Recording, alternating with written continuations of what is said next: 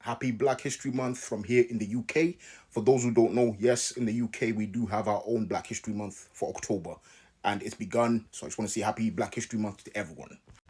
That being said, I'm gonna preach caution to my brothers and sisters and other people that are researching Black history this month. Okay. Unfortunately, in recent years and months, there has been a lot of push for placebo history out here. Yeah, history where they're trying to claim the original kings of England were black, the original kings of Scotland were black, and that's a load of nonsense which needs to be avoided and debunked. It's gotten so bad that you're seeing people out here in court and also in the wilderness claiming that they're natives and that they're descendants of kings of England and Scotland. I'm like, what are you talking about? Like, for example, the kingdom of Kubala and their cuckoo-ness and their cuckoo puffs. You know what I mean? There's no need for placebo history. There were black people in parts of England going back to the Roman era. That is true.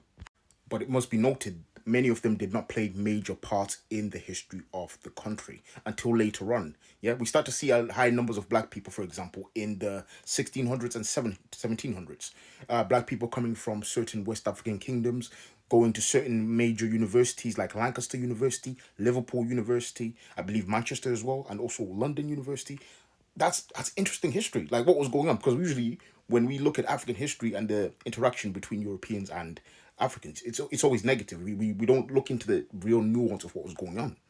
And also the history going back to the Middle Ages or the late Middle Ages with people like this man right here, John Blank, who was from the Iberian Peninsula. Yeah, he was a trumpeter. He wasn't a slave. He wasn't nothing. So just knowing, the dynamics which happened in the 1700s and 1800s weren't always the norm. It wasn't always, oh, you're black, you're just a slave. That's not how it goes. Yeah. So if you're gonna showcase black history in the UK and Europe, that's good, but do it right. Look at it from the historical context. Don't start making up things when you see certain images. Yeah, I've literally seen someone showing this image saying, "Oh, this is a prince of England.